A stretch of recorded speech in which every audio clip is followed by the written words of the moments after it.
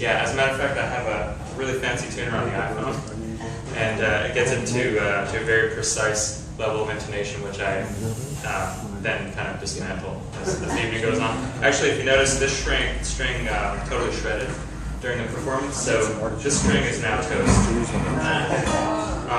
And I've got a piece of it in my finger now for all time. Yeah, so it happens. And I know Darrin is always in tune, and Jamie's always in tune, so they make up for whatever. No, actually, this thing is pretty stable. It actually stays in tune, and even with this string that's frayed, if I play this string, you'll hear the sympathetics jump. That string kind of shreds. Well, this one's been on the way out for about 6 months. Yeah, they're just so expensive, I don't like to replace them for now. What does your note say? What's that?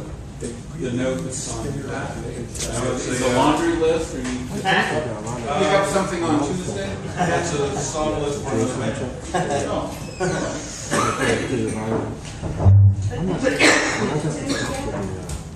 I'm not just doing it standard tune. Yeah, we're just in standard tuning, so we are in tune with each other. Oh, okay.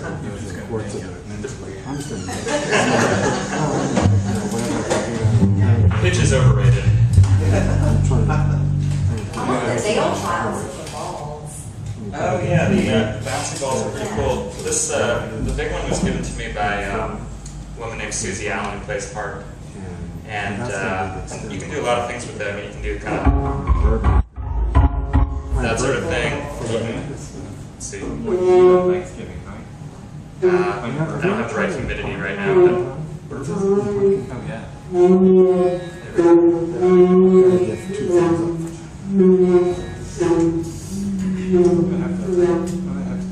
it's pretty extraordinary when the conditions are just right. Yeah, and all these things, everything, you know, it all has a mind of its own. I mean, and these guys will tell you too, you know, any of the instruments, they speak differently on different days. And, Yeah, humidity can play a big part of it. The brushes smear on the head easily. So what are those? Anything a little different? The teeny ones are they're sympathetic strings. They're actually 0.006 gauge, so about half the width of the high string on a guitar. And I think they're for some banjo uses with the short fifth string on a banjo. But they're very, very thin. And I've only broken one, although actually it looks like I may have broken, no, I didn't break one, I just pushed it tonight. But I've only broken one in 10 years. And I don't play them too much, you know, so they don't see a lot of strumming or I'll show you, I can bow them as well. Let's see. Get in there.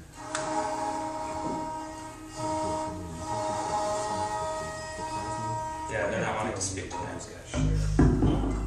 side too.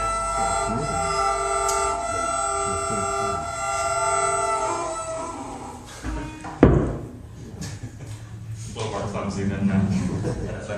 Yeah, I apparently knocked into one of them. Push this one a little bit, but they are resilient, you know, considering they've been there for so long. If I do have to change one, it's kind of a difficult process. You have to take this one off, and then you take a piece of cardboard, a long piece of cardboard, and you tape the string to it, and then you have to thread it through that way. And push it all the way through. It's not easy, so. Well, did they say you made that? No, I didn't. Fred Carlson in Santa Cruz, California made it. We collaborated on the design, and you invented that with him.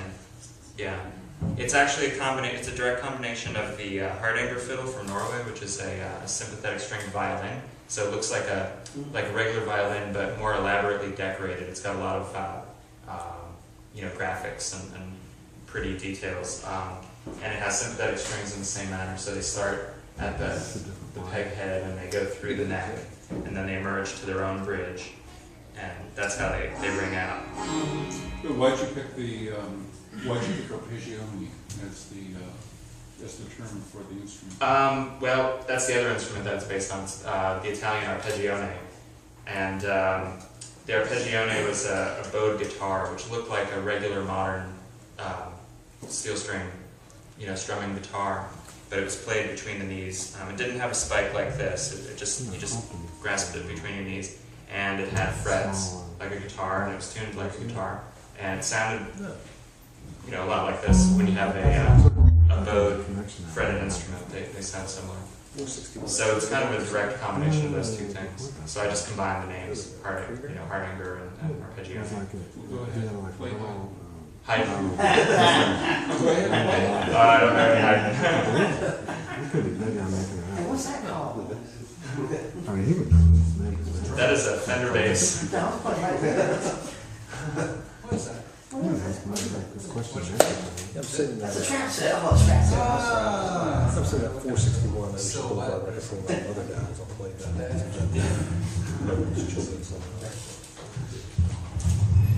Yeah, modern tracks. Modern trap. Toast.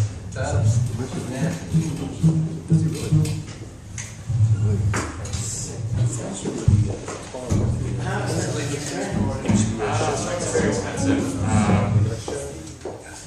A full set of all, not including these 12, but these 6, probably about, cheapest I can get them is about $250 for 76. Okay. So I don't change them much. There's 12 of the little ones. The little ones are very inexpensive if you can find There's them. 12. Yeah. Yeah, I don't change these much. Some of the strings have been on here for 3 or 4 years now. So. And this is how I play. The way I played it is kind of how I play. So they can take a lot. Question, the Clapton, Claptonite. Oh, Claptonite, yeah. Yeah. And is there a connection at all with Eric Clapton to this? Well, maybe not musically, but the name, yeah, sure. The reason I was recalling, maybe I'm not remembering this correctly, but was it Eric Clapton or maybe some other dancer that used to have this really short bow? They used to play a regular guitar with? Well, probably Jimmy Page did I'll say instead Jimmy Page with did bows. that. Maybe Yeah. that's He was the most famous for that. Okay. Eric Clapton was famous for his mustache. And, George Harrison's wife. and George Harrison's wife. Yeah. Yeah. So the band actually, that's funny. The Poc-Qa Clapton, I think I came up with that, and I think it's really interesting and funny, but no one likes it as much as I do. But it's.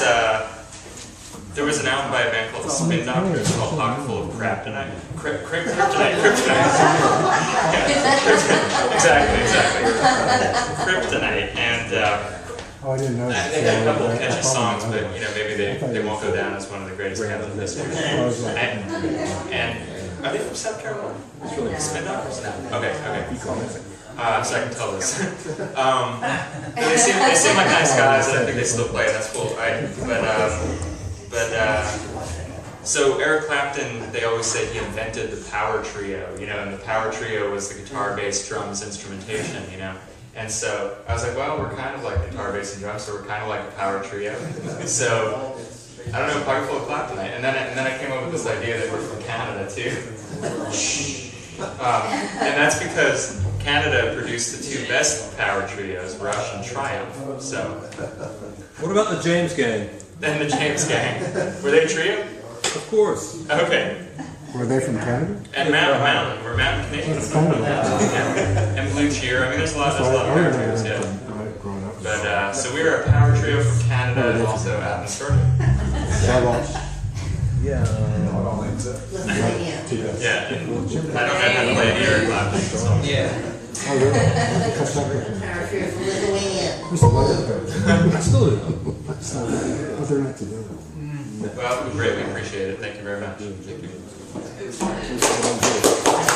Thank you.